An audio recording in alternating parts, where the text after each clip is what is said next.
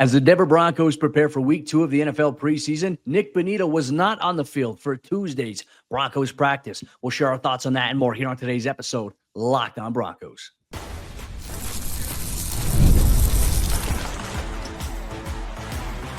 You are Locked on Broncos, your daily Denver Broncos podcast. Part of the Locked on Podcast Network, your team every day.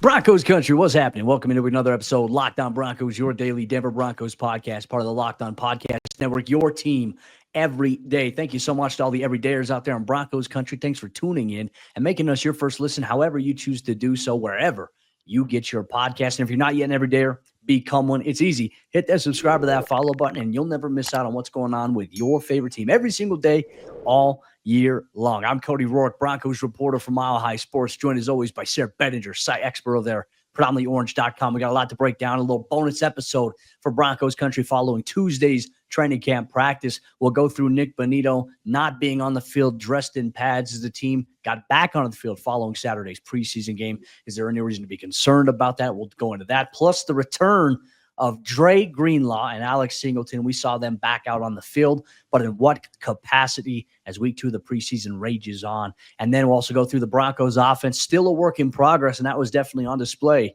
during Tuesday's practice. Sayre, great to be back with you here. A little bonus episode for everyone in Broncos Country here as we've recapped Tuesday's practice. When we all got there and we're going about today, obviously a few days after the Broncos played against the San Francisco 49ers, we found out that their plane had a little bit of a delay, had some issues coming back home, so they didn't end up getting back home till like 3 a.m., which was something that peeved Sean Payton. But we noticed no Nik Bonitto. He was not dressed in pads, and I think everyone's kind of monitoring this a little bit, but not too much reason to be concerned here.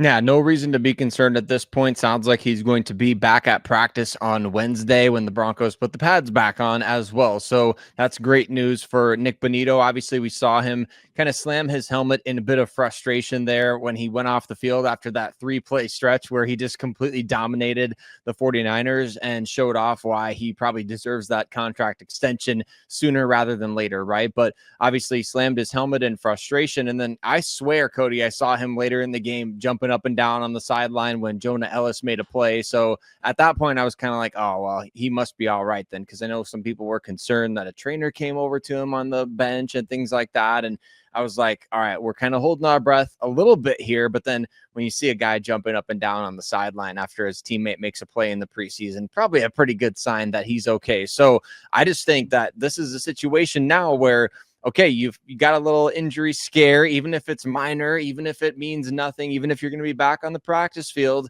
I wonder if this maybe tips the scales a little bit in the Broncos' favor in terms of Nik wanting to get a contract done even more quickly. Well, I mean, if we're following the trends, there was a time where Courtland Sutton didn't practice during training camp, and it was, a lead up to a contract extension. So hopefully something is close there with those guys. But, for Sean, one thing he told us after practice that it was a little bit of a foot injury. Now, I did see that as well in terms of the slamming the helmet, the frustration.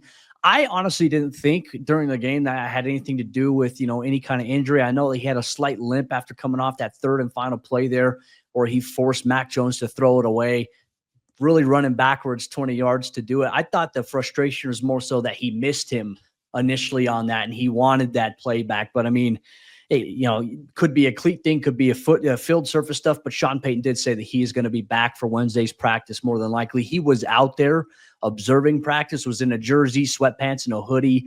But the Broncos, we've seen them take this approach with guys who maybe suffer not necessarily an injury, but maybe banged up a little bit. I mean, there was a day last week where Brandon Jones didn't even participate in the joint practice against the San Francisco 49ers. He goes out there and he plays in the preseason game. So I think so much is about just taking care of your guys. And maybe it goes back to what Sean said earlier about last year, his snap count was too high. Maybe they're just monitoring wear and tear, because the Broncos do that. They look at all these guys and they have these things that track their on-field movement performance. This just could be also a day where we can just get him extra rest, extra treatment. That way he's ready to go, because realistically, the main event this week is going to be a joint practice against not the San Francisco 49ers, the Arizona Cardinals, excuse me. That's where that is going to be. And of course, Kyler Murray, Trey McBride, you're going to get some good work there against the Cardinals there, that the Broncos probably are going to evaluate more into that than they do the actual preseason game. So not to be concerned at all. And obviously with Bonitto out, it was Jonah Ellis's opportunity to get reps of Jonathan Cooper in the mix there. So, some good things here for the Broncos, getting guys back on the field in shells. During Tuesday's practice, we also saw the full-time return of Alex Singleton. He had not a club, but kind of like a protective glove on the hand where he had surgery. He was back in individual and team drills. Dre Greenlaw, I think, was more so individual drills, not team drills just yet. So the Broncos being very smart with how they approach him. So a lot of Alex Singleton and Justin Sternad. Yeah, you get to get these guys kind of ramped back up into action. Obviously, the two projected starters at linebacker, Alex Singleton, Dre Greenlaw. And of course, Greenlaw is expected to be the type of guy who really takes the defense to another level this coming season. He's an impact player to the highest degree, right? There's even debate of whether or not he's a top 5 linebacker in the NFL when healthy. So he's an impact player that the Broncos just haven't had at the linebacker position for quite some time. I don't recall the last player of that caliber that they've had out there, Cody. I mean, some guys have gotten close to that, but I don't think anybody's ever really been recognized league-wide as being as good as Dre Greenlaw, so they need him week 1. We've talked about that. If you don't have Dre Greenlaw week 1, it's a failure. So whatever they got to do to get him to that point, I think it's fine for Lavelle Bailey and Justin Sternad to be getting more reps. I think it's great for those guys to be out there with the first unit, because history will tell you that you're just going to have to rotate players no matter what throughout the course of a season. It's very rare that you would see all 11 projected starters play an entire season in the NFL, and you have to be prepared in any contingency. And I just don't think the Broncos were properly prepared last year when Lavelle didn't play, and he could have had an opportunity. I guess he wasn't ready, or whatever the case may be. They felt like those street free agents could help more. So I think getting ready now and getting these guys prepared now for defensive roles, if that need arises, it's a blessing in disguise for them at this point in training camp. Yeah, and you want to get these guys as many reps as possible. And I even said this as well. Karene Reed's stock continues to evaluate. I've done a few radio hits this week, and people are asking me if you had to pinpoint one guy who, is not so obvious guy that you think will make the roster, who's that going to be? I said I think it's going to be Karene Reed, is maybe that 5th inside linebacker here. Justin Sternad getting those reps there, obviously alongside Alex Singleton. Really, it's that top 4 is solidified. Lavelle Bailey in that mix as well, especially when Dre Greenlaw comes back. He could very much be that 5th guy here for you. So I think that we should just continue to monitor the trends here. Hopefully this unit continues to stay healthy. I think that's going to be one of the bigger things to follow as obviously training camp practice rolls around and the preseason, and you nailed it perfectly. The goal is to get these guys to the regular season. There are 2 weeks. And I know one thing that Sean talked about after Tuesday's practice that I agree with is that this is kind of different in terms of routine. He's used to maybe like a week 2 joint training camp practice with the team. He's not necessarily normalized or used to having 2 joint practices back to back, one being week 1 and then week 2. He says normally it's week 2. We get that one joint practice, and then we can kind of still focus on ourselves a little bit. So this is also a little bit of a new period that this Broncos team is kind of transitioning into, where they can get, I think, more valuable reps here in practice against another team than we can evaluate in a preseason game, which a lot gets overanalyzed there, but that's another conversation for another day here. But obviously, good news with Alex Singleton's return, Dre Greenlaw, the Broncos being smart with him. We'll see if Nik Bonitto does return on Wednesday. That is the expectation here. But Broncos Country, we're not done yet here on today's bonus episode of the show. We'll tell you why the Broncos offense is still very much a work in progress. We'll go through Tuesday's highlights here on today's episode of the show. This episode is presented by Yahoo Fantasy, and it's the best time of the year because NFL kickoff is almost here, and that means that fantasy football season is back in full swing. And this year, Yahoo Fantasy, they are turning things up with a fantasy football experience like never before. This year, myself, Sayre Bedinger, all of us at Locked On Broncos and the Locked On Podcast Network, we are all playing on Yahoo Fantasy, and you should too, whether you're a first-timer or a veteran that's making your millionth league. I've used Yahoo Fantasy for years. I remember being able to draft Calvin Johnson and Adrian Peterson as rookies, okay? And the updates that Yahoo is rolling out this month, They're wild in the best way. To celebrate 28 years of fantasy football greatness, Yahoo's dropping 28 big new features over 28 days throughout August. And to kick it off, they just dropped Yahoo Fantasy Guillotine Leagues, a killer new way to play fantasy football on Yahoo, where the lowest scoring team gets eliminated each week until there's one team left standing. With the season around the corner, now's the time to get your league together and give this new mode a try. If you're more into the classics, you can still play in head-to-head private leagues or join a public league. Stay tuned for more killer announcements and start playing Yahoo Fantasy Football now at yahoofantasy.com/LockedOnNFL. Today's show is also brought to you by our friends over there at FanDuel, America's #1 sportsbook. And with the NFL season right around the corner, August 26th is officially FanDuel Futures Day. It's a brand new holiday for football fans who live for bold predictions and preseason hunches. For just 24 hours, FanDuel is giving you deals on NFL season predictions. So whether you're calling your MVP shot here for Bo Nix, eyeing a long shot division winner, or ready to crown your Super Bowl champ before week one even gets here, this is your moment to do so. Right, Broncos fans, if Bo Nix is your dark horse for the MVP, or if the Broncos are your dark horse for Super Bowl, now's the time to put your money where your mouth is, literally. And you can even parlay other division winner dark horses that you have around the league. Visit the FanDuel app today and start planning your futures bets now, because Futures Day is one day and one day only. FanDuel, play your game. The Denver Broncos offense struggling a little bit out there on the practice field after a lackluster performance in preseason week 1. These guys got to find a way to bounce back, and Cody and I were going to tell you all about what went down at practice on Tuesday. Broncos Country, we appreciate you so much for tuning in every single day, including to bonus episodes like this one right here. Don't miss a single episode. Hit subscribe wherever you listen to podcasts, as well as on YouTube. We really appreciate you being part of the community. Cody, disappointing showing for the starting offense in the first preseason game. I know Sean Payton said during, right before halftime in the moment, he's like, I'm not excited about the way the defense played. I'm not excited about the way the offense played. He's now had some time to digest it. The offense has also had some time to, recalibrate and get back out on the field. But it sounds to me like what you were observing at practice, what everyone else was observing at practice, was a little bit more struggling from the offense out there. Yeah, the offense had some good moments. They had some bad moments as well. But I would say, once again, the defense continues to win the day here. The Broncos probably had more success overall offensively during Tuesday's practice when they got into 7-on-7. It was a third down emphasis, and it was a very efficient showing, not only from the Broncos starting offense there with Bo Nix, the second team offense with Jarrett Stidham. You saw a handful of guys getting in the mix. A 3rd-and-3 play, Bo Nix on 3rd-and-3 found Lucas Kroll for a 10-plus yard gain up the sideline. It was a nice play there. And then on the next play, it was a 3rd-and-6 play, because the Broncos are manufacturing these different down and distance looks here, and then they're running different situations there. Bo Nix found Evan Ingram for a 7-yard completion on a nice little catch and run inside there. And then 3rd-and-5, there was a play where coverage kind of tightened up a little bit. The Broncos had a different personnel package in there.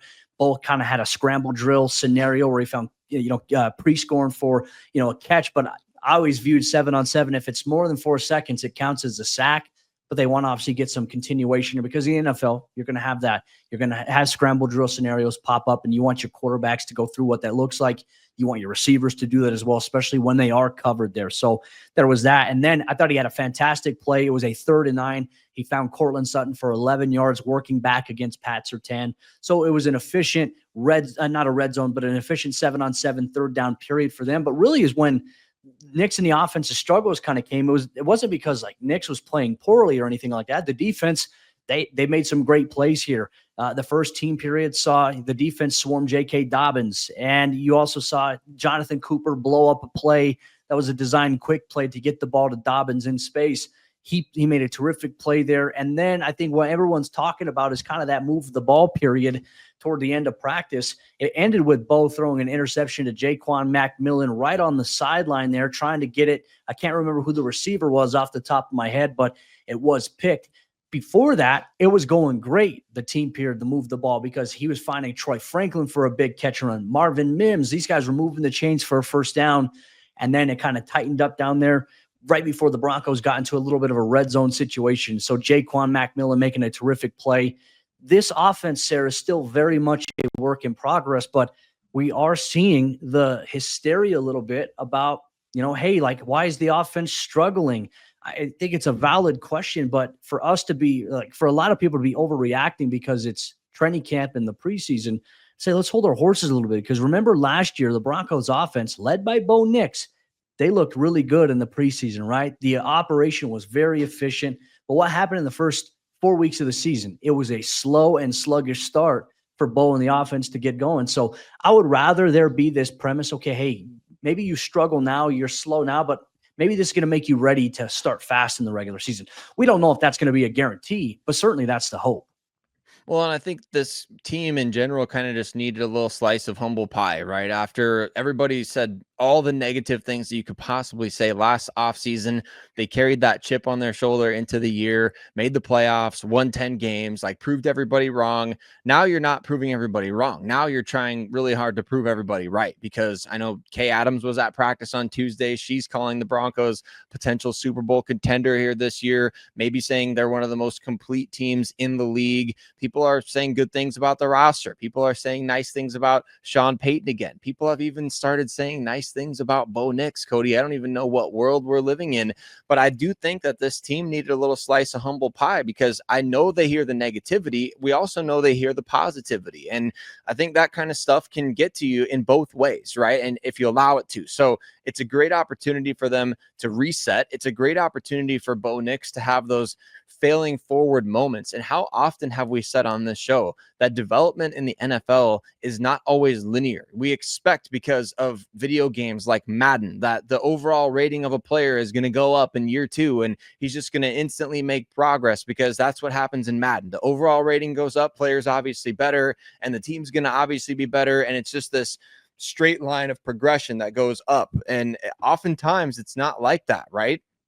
Just ask CJ Stroud. Even Sean Payton was asked about the sophomore slump stuff a couple of weeks back, and he's like, I can't really think of an example. And somebody in the media was like, well, what about CJ Stroud? And he was like, oh yeah, like he wasn't able to just be like, oh no. He said, yeah, they still made the playoffs, but he kind of had to acknowledge that there was a decline last year from CJ Stroud. And I'm not saying, hey, it's practice, it's preseason. I'm not sitting here saying Bo Nix is going to decline. I'm just saying that, like, progression is not always what we dream it up to be in our minds, that he's not just going to go out there and start dominating every day at practice, because if he was, then we'd be having a different conversation on this podcast about, should we be worried about the defense? Are they really going to be the number one defense? I mean, there's no winning when it comes to practice and the results of each individual play.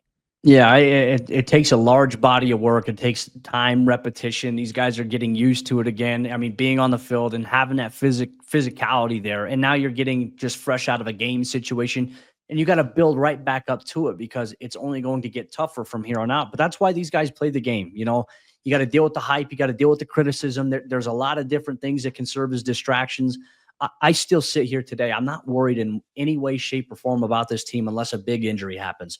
That's the only reason I would be worried. I'm not worried about Denver. That's why you make the moves you made in the offseason to hopefully add different pieces to the offense. That takes the pressure off of Bo. That it's just not solely placed on, okay, the offense is going to go as Bo goes. It's like, yes, Bo's a major part of the offense, but can you have other pieces around that can support and hold them up, especially on like games or days where maybe he's not even at his best? Because Bo is going to have games this season, folks, believe it or not, where he doesn't look like the guy we saw last year. He's going to have some games where he struggles or might throw a pick or two. It's just about not getting caught up and being a victim in the moment.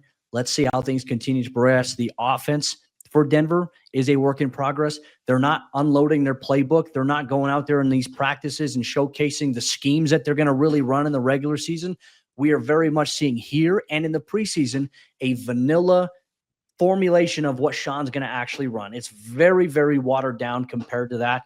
And we're going to see it unleashed a little bit, because it's going to change on a week-to-week basis based on the opponent that you're playing. So with that said, Broncos Country, thank you for rocking with us here today. That'll wrap up today's bonus episode of the show. We appreciate you so much. For all you everydayers out there, tomorrow's episode before training camp practice, you're going to get an episode where we sit down and we talk about 3 players or 3 elements of this team that we want to see have a little bit of a better week. And it's going to all start with Bo Nix and the starting offense having a crisper look against the Arizona Cardinals. You'll get that and more on tomorrow's episode of the show. For your second listener of the day, go check out our friends over there at Locked On Fantasy Football, especially if you have your fantasy league starting up, especially over there at Yahoo Fantasy. Broncos Country, we'll see you tomorrow for another episode of the show.